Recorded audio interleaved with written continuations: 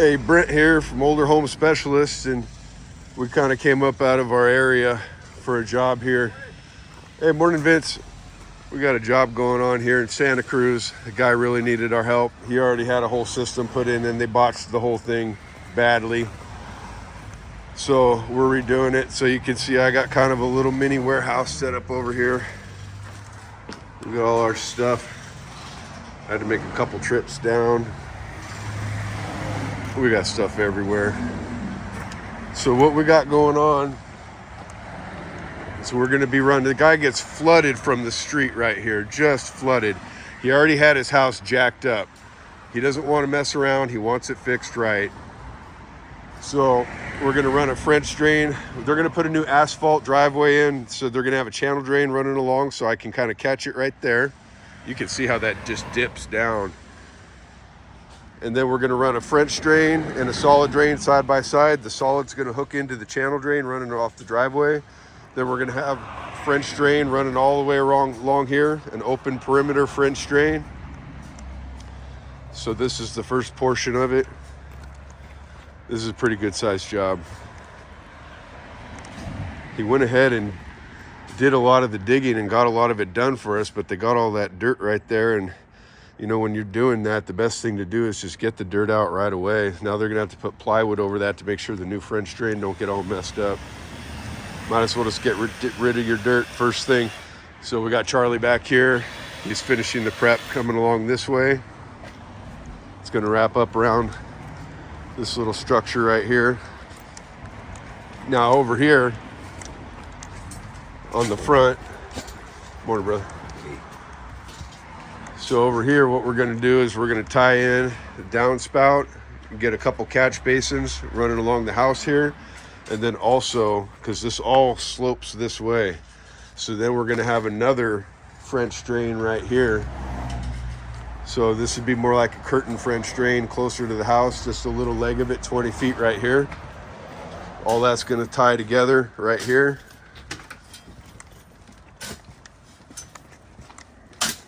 Going to add some catch basins running right outside the foundation right here. So we got one downspout right here. So this is just going to come. This is going to come straight down right here. So here's the thing: is that this property has decent slope falling to the back naturally, but the problem is once it's as deep as we need it to be, starting with those, and you'll see on the other side what I'm talking about because we got real deep French drains over there. By the time it gets down here, it doesn't meet up with the tile that has to go through the neighbor's yard. And when they put this original system in, you could see it. Right at that riser where Kellen's at right there, you could see the water just sitting in there. So even with the minimal slope that they had put in, there wasn't enough for it to tie. There wasn't enough grade for it to go out the way it's supposed to. So you can see right here, we have another downspout that we're going to tie into the system right here. So everything's running, all meeting up. Right over there, we're going to use one of our industrial grade 24-inch culvert tees. So we'll perforate this whole thing. And so the reason why we use a T is because then the pump can sit down low. And by doing that, it's not going to short cycle the pump because we'll have a big pit. It won't just be the T, it's going to be the whole pit. That's going to be the collection area. We'll line it with a pit liner, non-woven geotextile filter fabric, put stone around it. You can see we're getting this all prepped out right here, running down, so you can see how deep our French drain is over here. Ain't no way it was going to tie. And check this out. Santa Cruz, they get clean rock. You ain't got to wash this. Look at it. There ain't no chips or nothing. But I think he paid like $250 a yard or something for it. Might have been $275. I'll tell you, I'd pay $275 a yard if we didn't have to wash it. It gets so doggone dirty in Sacramento. It comes with mud and little chips, anything you can think of. All right, so this is the beginning of the French drain on this side right here. So we're gonna have a side-by-side with a gutter system. French drain running in right here, all the way down, all the way around. We're going to be doing open curtain French drain right along the house there. Getting this all leveled in right here. So that's the portion that it looks like while we're getting it all prepped out and finished up. We're going to do the pit. We still have to do the prep the pit. So I'm going to show this one. This will be one of our longer videos. I'm going to go ahead and show more of the installation process. A lot of the videos I do are short videos because I don't want to bore you guys with a bunch of long videos. But a lot of people ask, hey, can we see how it actually goes, you know, instead of just the before and the after. So we're going to show you everything on this one.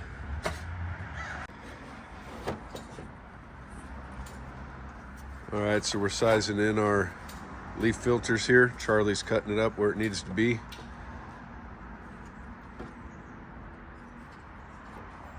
Measuring it.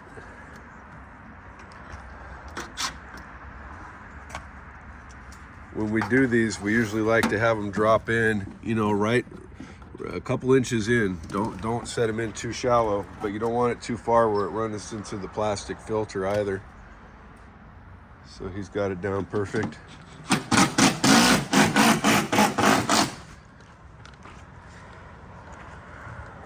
We're just hanging them in just like that.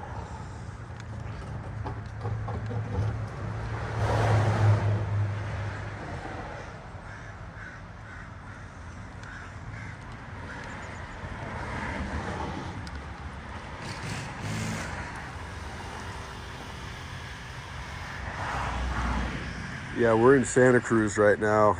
That's close to the ocean. And there's a high water table here. And that's the reason why we're going deeper on our French drain.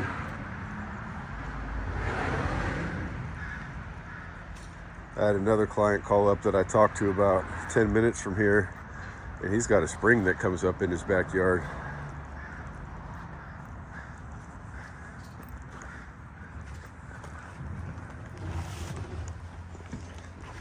See, we got this all prepped out nice with grade coming this way. Looks beautiful.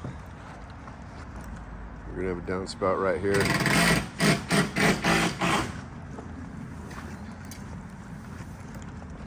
Prep it once, prep it right. So we're gonna come down. We got everything coming down right here. We got Kellen over here prepping out for the sump. And once we get this prepped out correctly, this old drain tile that they thought was going to work is just going to be too shallow. So what we're going to do is we're going to hook into that 4-inch line with a Y, 4x4 by 2-inch Y, and then we're going to go ahead and pump right through that. But then when I'm done, I'm going to go ahead and pipe that 4-inch back into the to the lift station. And then they'll have like an emergency overflow. Yeah, it's not going to be the greatest thing, but if the power went out for some reason, then they're going to have an overflow. Then once it built up enough, it would eventually go out, and that would save them. So I figured, why not do that? It's already there.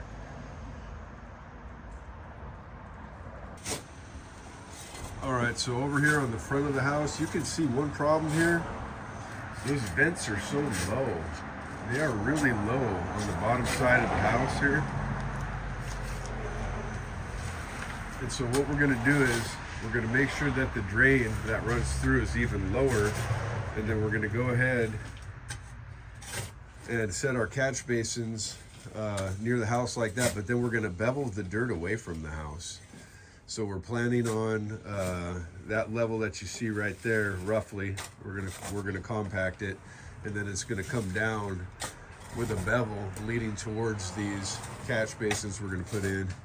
And then we're gonna come out right here, and we're gonna install a French drain right along the front, right here.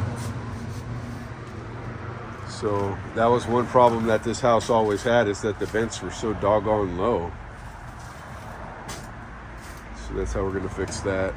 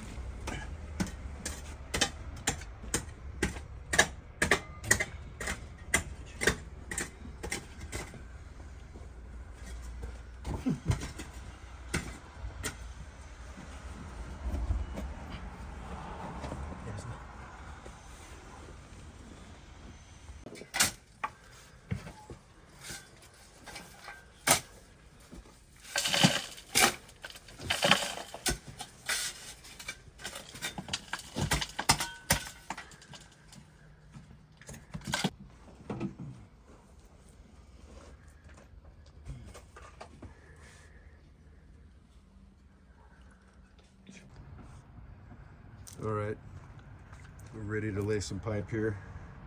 So what we're going to do is go with our copper sulfate first.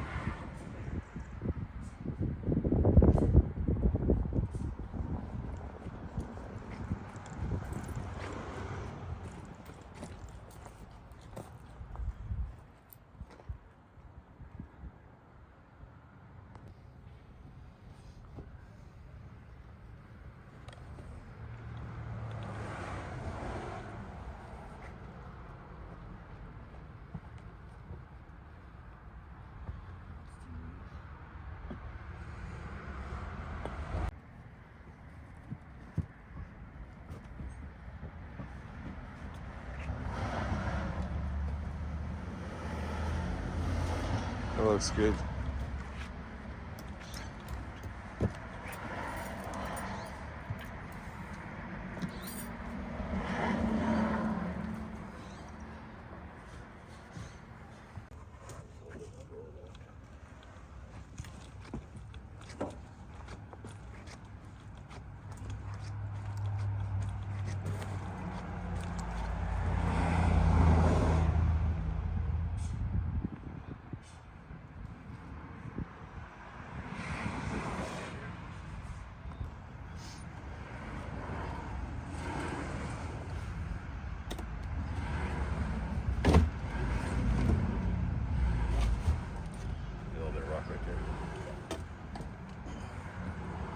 He likes it.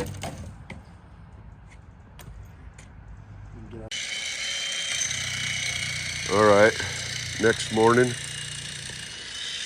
we slept on the floor in Santa Cruz, doing an out-of-town job here.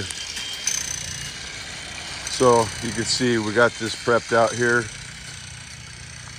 We got our solid line coming through. We got a couple high octanes coming through. You can see, as long as you keep the grade correct with the solid drain, because you got your mains on the bottom for your French drain. So you can see we just propped up some rock underneath that clean out right there.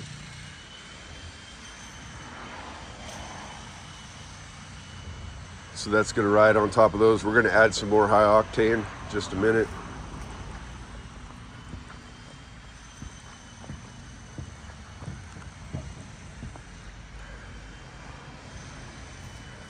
See, one of our risers slipped off right there. Just slipped down a little bit. So what we do with that is just lift it up, get some dirt underneath there, get a little mini sledgehammer and sledge it in and just make a good base for it. Don't forget, when you're doing your leaf filters, if you end up with a little bit of a gap in the bottom, like this is big, we're gonna pick that up and pack it. But if you just have a little crack there when you get done, and there's a little tiny crack in between, then what you can do is just take the leaf filter and just scoot it down at that point. Just make sure that you got your 90 in there so it's flowing downstream the way it's supposed to.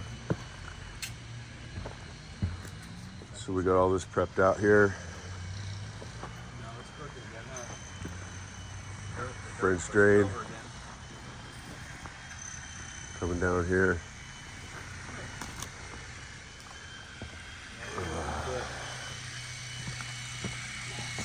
We got our solid coming through here to get ready to tie it in. And then you can see right here next to this tree, we went ahead, even though it's a solid pipe, we went ahead and ran a sleeve sheathing of the copper woven. So that'll just hold it out, you know. That'll just hold the roots out. So it's not a French drain, but we're just using that as a sleeve just to protect it. And then we're gonna go ahead and dump a bunch of these copper sulfate crystals everywhere. So we got all this portion coming down here. We're prepped out for our sump here. You can see we dug a hole in the bottom so that the bottom of the fitting can sit down there nice and flush.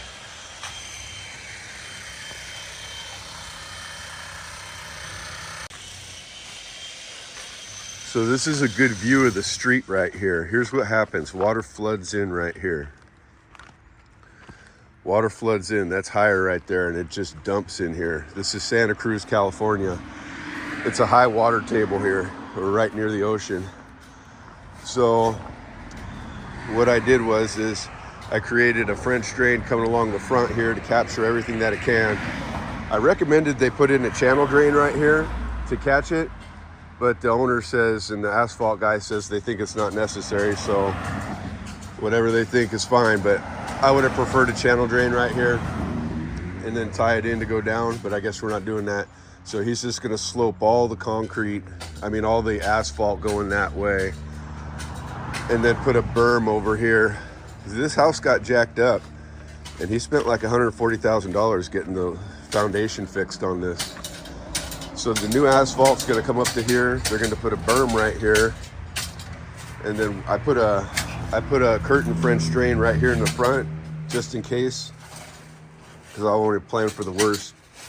And then right here we have our solid system that's running, and you can see how low those vents are. See how low those vents are? So we wanted to make sure that our catch basin was even lower than that. So we went down even deeper, and then we're just putting a bevel on it so that any water that comes there is going to go straight down. It's going to go straight down and capture it, and then these are all going to tie together. This is going under asphalt right here, so we're going to switch it over to dual wall underneath the asphalt. We're going to use some dual wall underneath there, and then we can go back to the royal blue as soon as we get in. So we're all prepped out for our French drain here. We went nice and deep here. Gonna run straight down. So this is what we'll be installing today. I'd recommend getting all your dirt out of the way first. This guy had a lot of prep done for us, and they piled the dirt up there. Now it's got to get removed later. So I told him that's not ideal. It's best if it's out of there. But they didn't get to that part of it. So what we're gonna do is finish the French drain, and then I'm gonna have them line it with plywood on the top. We'll bring it all the way to the top with rocks, and then they're gonna line it with plywood, and then that way they don't end up messing up our new French drain. Always protect your French drains once they're in. Don't let some crew come in afterwards like a bunch of cowboys and start messing up what you just did. You gotta protect it better than that.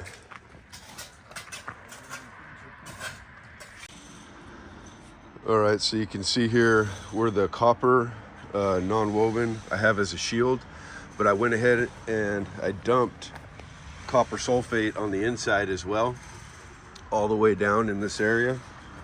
And then that way I'm giving a fair warning to this tree, you're not welcome here. So it's gonna hit that first, and then with the copper shield, good luck.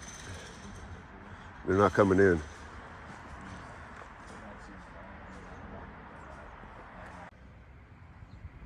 Hey, I just want to talk about rock for a second and how clean it is. Now, here's the thing. In Sacramento, we get a bunch of dirty, chipped up rock. It's not that anybody across the country is doing it wrong by not washing it. It depends on how clean the rock is. And so when you get into areas like Florida, Michigan, you're getting these flash floods in the middle of the summertime. That rock is going to stay cleaner. And so like I came down to Santa Cruz, and this guy pays, they charge money down here. It's probably like, I think he paid $250 for a yard or something like that, but look at it. Look how clean it is. No little chips, no nothing. Now here's the bottom of the truck when they dumped the last little bit, and there was just a little bit, but you see those little chips? Dust is not a problem. Dust is going to go down, but then you get down to them little chips and great big amounts of dirt that turn to mud, then that's going to be a problem. So I've seen Sam from Sam's French Drains, and he brings in bagged rock. I mean, that's going to be pretty clean. There's not going to be any chips in that. And these different areas where they get a lot of rain, I can imagine it's keeping it clean. But that's not the way that it is in Sacramento. We get a bunch of chipped up, dirty rock, and that's the reason why we take the time to wash the rock, because other than that, I don't want that going in my trench. And all right, so we're setting up our lift station right here. This is going to be the holding area, technically just the housing for the pump. The whole holding area is going to be the whole pit. So if you understand that, we're going to line the whole thing with non-woven geotextile. The bottom's going to sit down there, concave. So we're drilling this out right here, getting this ready to go. So this is going to be our top right here, and then this is going to be the bottom. So we're putting holes all the way to the bottom, but we're not bothering to do the top rung on there. It's not for anything. So then we'll put holes in all those, holes in the sides, so water goes into the entire area and collects down to the bottom. And then always take the time. We're going to clean this up when we get done. Get all your little shreds off there, clean it up nice, turn the lift station upside down, get all that stuff out of there. So you know. All right, so what we're doing here now is we're making a bed of rock so that the solid line can shift over to it and it keeps perfect grade. And then we're going to go ahead, once we do that, we got our mains set in with clean outs on them. And then we're going to have a nice bed for the solid system coming through. And then we're going to go ahead and deadline this whole thing up, and we're going to fill it up with more tile so we can take up as much space as possible. So we're getting it all prepped out right now, and then we're going to fill this up. The more deadlines you have, the better. It creates more airflow. It creates more ability for water flow, and it makes more open void. Because if roots ever, even though we've taken every precaution, if roots ever do try and get in there, it's simply going to be too big of an area. It could never shut it down, first of all, and secondly, it's going to air prune. As soon as they start hitting open air, they're going to stop, because there has to be water there for them to want to be there. No water, they don't want to be there.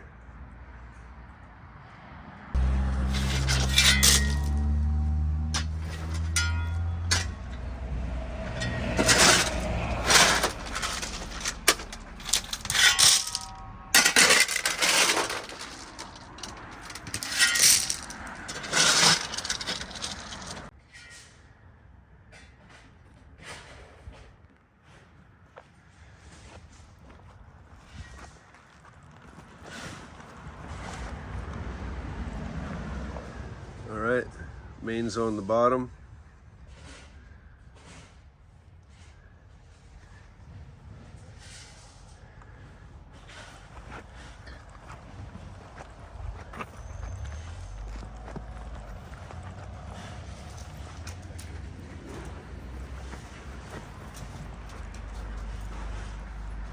We're doing N12 over here, because this is going to be a roundabout right there. They're going to complete a U shape right there.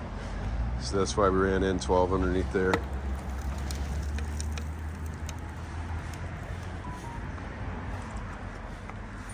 Coming into a tree area. So we're putting a little shield of the copper non-woven in there. All the copper sulfates underneath. Copper sulfate everywhere.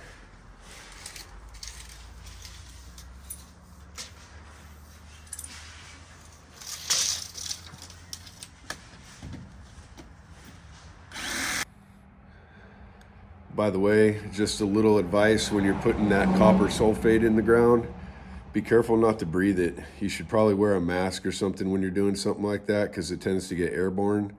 Some of the crystals are bigger, different brands, and some of it's more ground up and powder-like. But yeah, you don't want to breathe that. Definitely don't get it in your mouth. It does look like pop rocks, but it don't taste like pop rocks, trust me. So be safe in everything that you do. All right, so we're making good progress on this here. Everything's coming down. We got dual pipes coming out. We split it up, double flow. If you're getting about 240 gallons a minute through 4-inch, if we're running them independently, now we just doubled our power. So there's no reason not to. It's only another 20 feet. I mean, it only makes sense. Now look at this. This was the old drain system that they had put in. This is as deep as we needed to be, and then that's where they prepped the pipe. So that's the reason why, you know, if they had gone deeper throughout an entire dig, he wouldn't even need this. But unfortunately they didn't, and it went through a neighbor's yard, and that neighbor's like, no, you dug once, you're not digging again. And so this is the reason why we're doing this. But what I'm gonna do is pipe that in as an overflow, so if the power does go out here for some reason, then he's still gonna have the ability to have an overflow, so it will still work. I mean, it only makes sense. So, but yeah, that's what the math just didn't add up here. And then on top of that, I looked at their system at a so-called catch basin that they had here, which was actually just a riser pipe. And then they cut up an NDS box and put it over the top for some reason. I have no idea why. But I guess to make it look like it was a catch basin. But I saw on the bottom of the tile that they had, and it was already holding water. It was sitting there, and it hasn't even rained yet. So the math was never right. I'm telling you, you get what you pay for, and these are not jobs to mess around with. This guy just spent 140 grand getting this house re-leveled. They had to come in and do all kinds of work. So you tell me, cheap ain't cheap. Cheap is expensive. And you know, sometimes something might seem like a sweet deal at the time, but that sour taste left in your mouth over the years, it's not worth it, trust me. You want jobs done right. If you're a DIY client and you're considering doing it, my suggestion to you, go slow, take your time, ask questions. Don't just get something together to just get it together. Here's another thing. The best material in the world ain't gonna save you anyways. It's gonna be the install that matters the most. I mean, I could take the poorest material in the world and install it to our standards, and it'd be okay, it'd be pretty good. But I tell you what, you take the best material in the world and give it to somebody who don't know what they're doing, you might as well just go throw it in the ocean. Just get rid of it. So always take your time.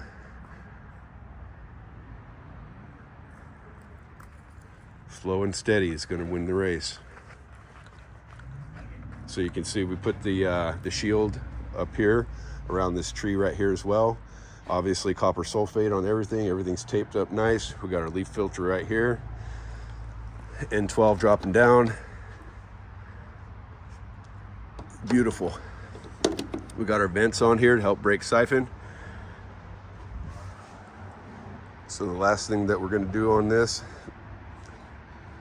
is snap in a couple more clean outs at the end. I want him to have a lot of clean outs.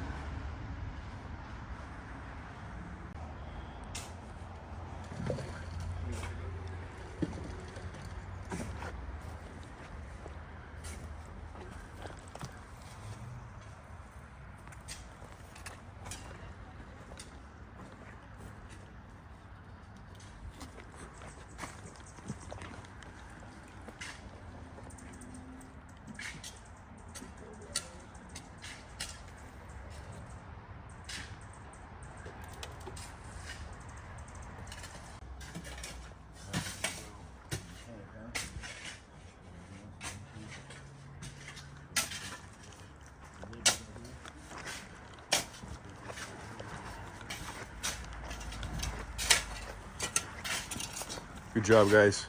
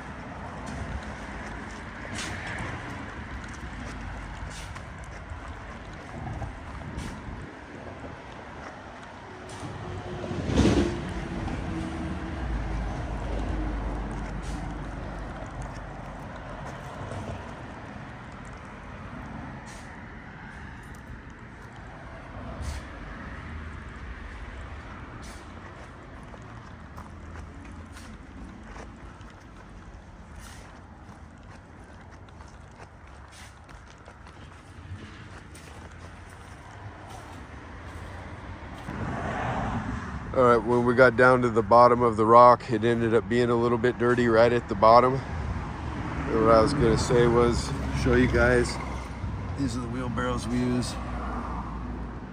We just take a 1/2 inch drill bit, one of those tapered metal drill bits, just run it all the way through there. Put about 15 or 20 holes in the bottom. You can still use it for regular dirt and stuff too. You just got to line it with a piece of cardboard or something like that. If you don't wash a lot of rock, maybe it's not worth it to you. But, and by the way, those are the wheelbarrows that we use, the steel Miller, because of the design. They're concrete wheelbarrows, but because of the design, so that you can dump without marring up a bunch of stuff on the bottom or getting caught on the mow strip when you got a heavy load in and stuff like that. I wouldn't use any other one. This is looking pretty good.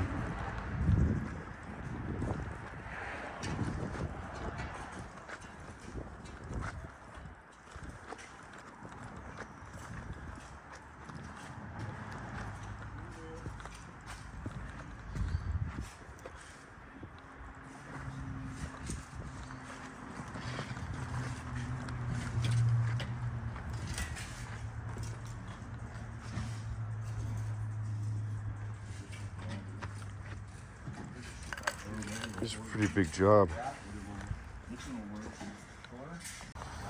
Good. All right, so we just did our final test here. I like to notch, personally, I like to notch the top like this, so when they pull it off, it's not a big deal trying to fish it through the cord and everything else that they're doing. You can just notch that and notch the inside just like that. It sits in there perfect. So we got our rubber coupler there for servicing, 2-inch pump. We just ran it and tested it. It dumped it. It dumped it in about, I'd say 10 or 15 seconds. And that was for the whole pit. So we got this all finished up here. Got our catch basins, clean outs.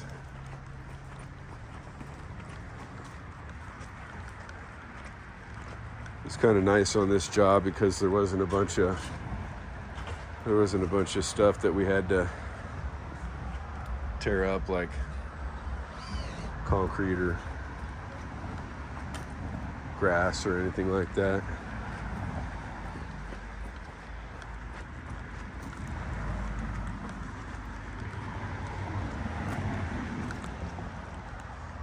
So up here. So he wanted us to leave the end not stapled because he's going to go ahead and pull up this little dry inlet here. And I told him how shallow the water line was. He decided that he was going to go ahead and get it trenched out deeper, put a sleeve and put a new 1.5 inch Schedule 40 water service up, which is a good idea. So he wanted us to leave some of this open here. We got the solid drain in the back, French drain in the front, leaf filter. And then we got our catch basins next to the house here.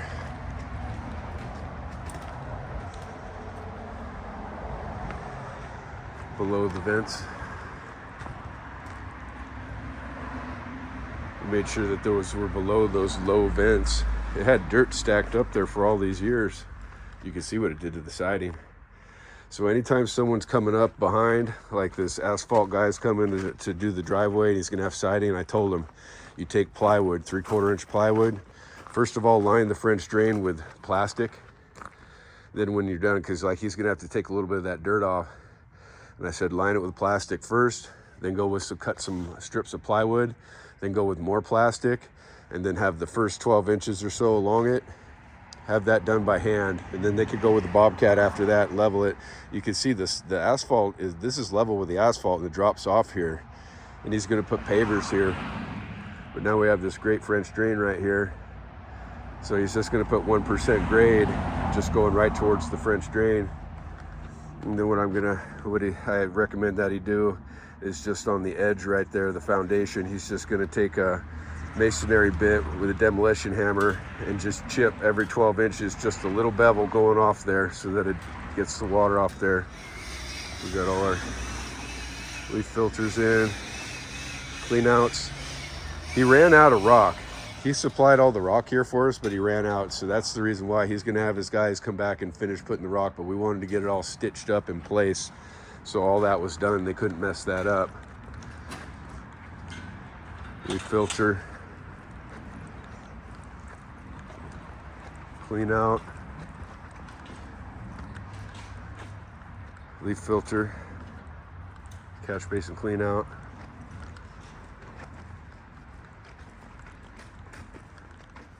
So what we did was we leveled the sump with some large stone, made sure it was secure, and now his guys are going to come back in and just finish this rock up there and pull it up to the front.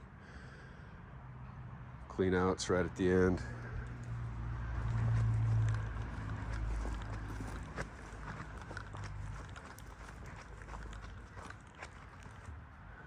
So everything's all buttoned up on this job. We were here for 2 days. Came from Sacramento. We were able to sleep in his house, so that was good. Put in 12 or 14-hour days. We actually left at 3 in the morning, Sacramento, so we got down to Santa Cruz in 2.5 hours, missed the traffic. So normally we won't come out of the area, but if you have housing for us and you're willing to, have us come in and do the job right, then, we can talk about it. I'd have to ask my guys about it and see what they think, but normally they're pretty willing. So we did get to the bottom of this rock right here. It was really clean on the top, but then we got to the bottom. And then this is what I'm talking about, the little chips. Those little chips right there. That's what you don't want in your French drain, the little chips. And so that's the reason why we have the perforated wheelbarrows and we wash them out. All those little chips just fall right out. Anytime you're washing rock, by the way, you don't want to just wash a bunch of stuff down the drain, down the storm water system for the city or the county. That ain't gonna fly, because even when you're putting a bunch of mud and stuff, not only does it clog up their catch basins, but it has an effect on the ecosystem as well. It changes the oxygen in the water, and it can kill plants and kill fish, believe it or not. So you can always set up a dam of some non-woven wherever you're washing to and filter it out before it goes through. You can just pick it up and throw it in the garbage can or whatever you're gonna do with it. Anyways, that's a typical job for us. Thanks for watching.